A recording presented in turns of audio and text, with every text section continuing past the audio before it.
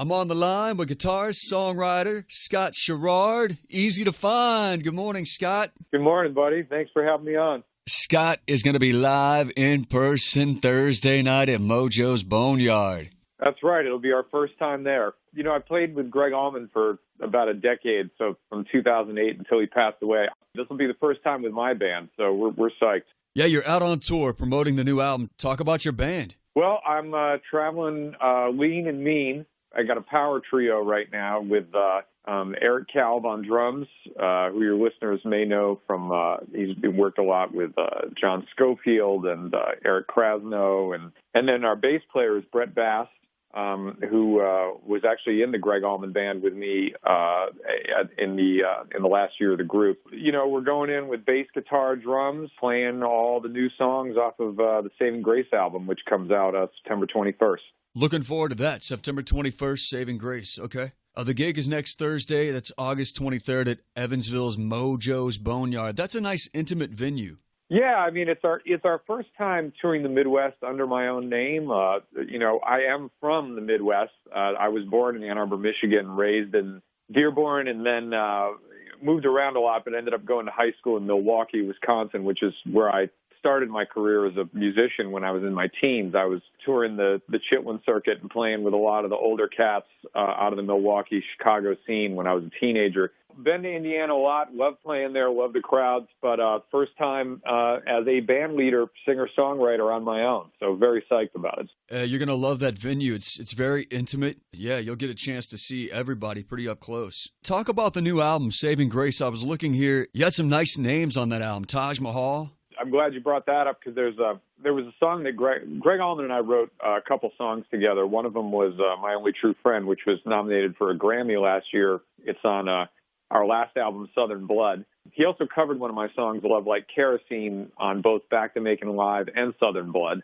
And, of course, I played guitar and musically directed both those albums as well. And we will be playing those songs when we come to town, just so everyone knows. But we also Greg Allman and I co-wrote a song, this blues song that we ran out of time to record for Southern Blood because he was struggling with his health so much. We never managed to get the track on the record and get a vocal on it. So Greg and I decided that the song was, pretty much done. I, at the last minute, went and recorded this. I say last minute because we had already finished the album like a year before at this point. The reason I grabbed this opportunity to do it was because I got in touch with Taj Mahal, played him the demo. He loved the song. And he came in, and it's the only song on my record I don't sing. It's the only song on any of my records I haven't sung, actually. I was thrilled and honored to have Taj, of course, and the biggest thrill for me was to think of Greg hearing Taj sing it, because Taj is definitely, at this point, would be Greg's favorite living singer, and was also a good friend of Greg. So I thought it was a nice sentiment. And we will be playing that song as well when we play live, which people haven't heard yet. I think that single is going to drop August 31st. Mojo's Boneyard coming up next Thursday. That's the 23rd. Scott Sharrard. I'm just going to say this and then let you talk about it here. It says you're Greg Allman's longtime musical director and guitarist and a good close friend. That just kind of sounds like a dream come true right there. Well, yeah, I mean, I was raised on their music. I mean, my parents were Allman Brothers fans. I mean, they were one of a handful of rock bands that really successfully fused blues, soul, R&B, country, and jazz. There's a lot of jazz influence in what they do, too.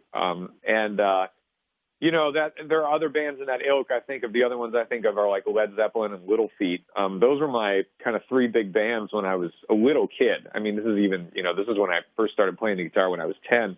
But in my house, we were also, my dad's a guitar player, singer, so we were also hip to, like, the first things I learned on the guitar were, like, Jimmy Reed and, Muddy Waters and Bob Dylan and Jesse Cohen Young. So pretty wide variety of stuff going on. When I saw the Allman Brothers live, I guess I was probably 13 or 14 or something like that.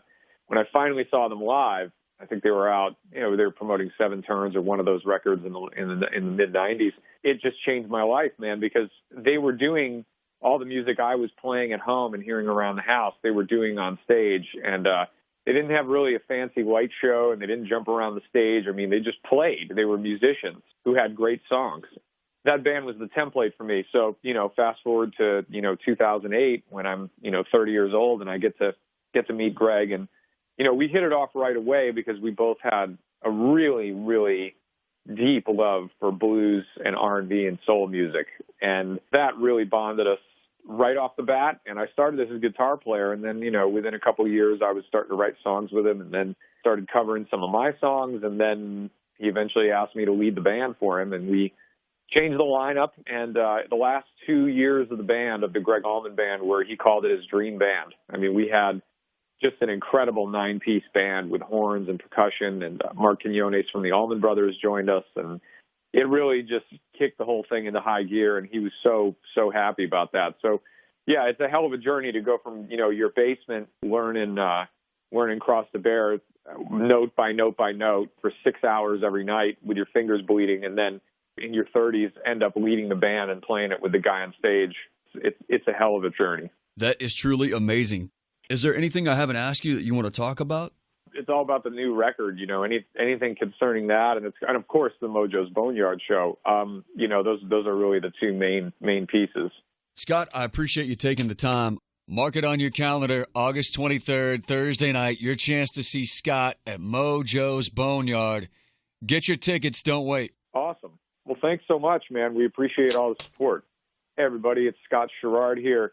Come on down and hear us play at Mojo's Boneyard, Thursday, August 23rd. I guarantee you're going to have a good time.